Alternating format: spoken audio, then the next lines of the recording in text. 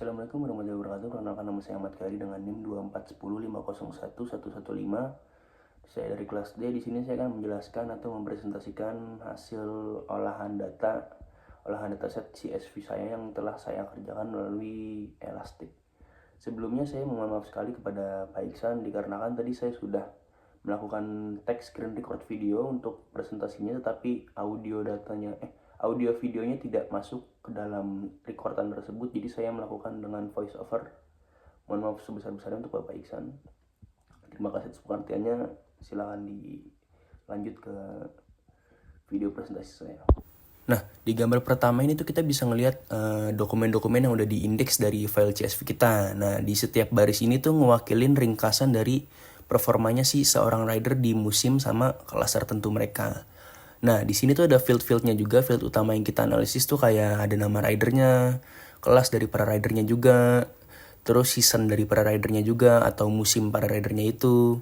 Nah, terus di sini juga terdapat tuh kayak home country atau tuh negara asal si ridernya itu. Nah, terus juga di sini ada poinnya juga, poin si ridernya itu. Nah, data ini tuh kesimpan di indeks MotoGP tuh ada 274 dokumen yang udah siap buat dianalisis. Kita lanjut ke gambar berikutnya. Nah, setelah ngelihat tadi data mentahnya, di sini tuh kita perhatiin tuh. Di sini kan ada area terluasnya tuh Spanyol. Nah, Spanyol ini tuh kontributor poin terbesar. Dia tuh mencapai lebih dari 56% dari total poin akumulasinya. Dominasi Spanyol ini tuh kuat banget gitu di MotoGP, sekitar 23,66%. Dan di Moto2-nya tuh sekitar 16,13%. Nah, posisi kedua di sini tuh ada dari Italia dengan 22,04%. Terutama tuh mereka didorong sama performa MotoGP-nya yang sampai sekitar persentase tuh 11,56%. Nah, di sini tuh jelas banget nunjukin konsentrasi kekuatan para pembalap secara historis di dua negara tersebut kayak Spanyol dan Italinya. Kita lanjut ke gambar ketiga. Nah, di gambar ketiga ini tuh kita konfirmasi kalau semua data yang udah kita lihat sebelumnya tuh udah berhasil banget buat diproses. Nah, di sini tuh nunjukin tahapan proses import tuh telah selesai, kayak filenya udah diproses, terus indeks udah dibuat, linkage pipe-nya udah dibuat, terus sama datanya tuh udah diunggah juga. Sama data view-nya tuh juga udah dibuat. Nah, datanya udah berhasil masuk nih ke indeks MotoGP dengan total data tuh sekitar 274 dokumen. Nah, ini tuh udah siap banget buat divalidasi kalau datanya tuh udah 100% buat divisualisasi juga. Kita bakal lanjut ke gambar keempat. Nah, di sini gambar keempatnya nih. Di sini tuh kita masuk ke tahap impor.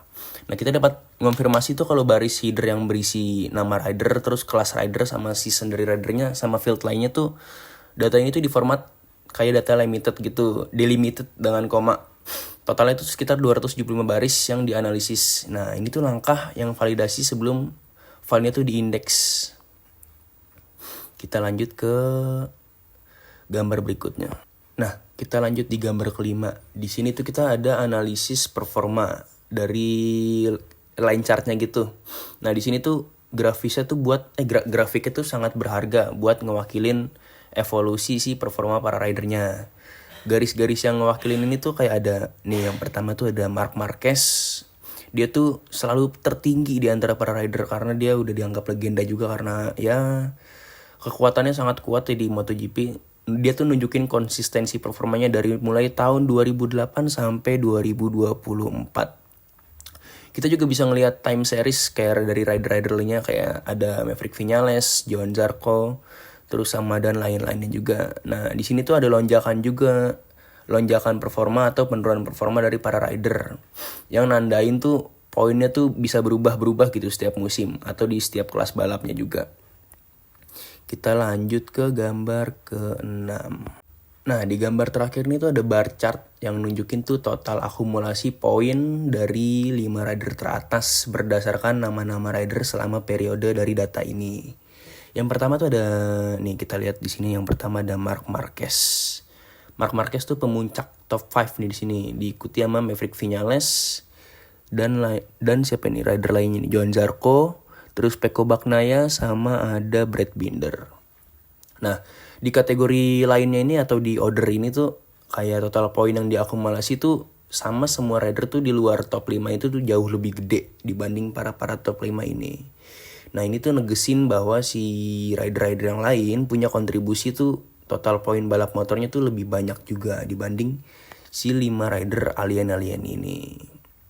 Nah mungkin untuk kesimpulan dari analisis data ini yang udah saya jelaskan tadi, kita tuh bisa punya wawasan kayak yang pertama tuh ada dominasi geografis yang kuat dari negara Spanyol sama Italia tuh di MotoGP sangat kuat sekali.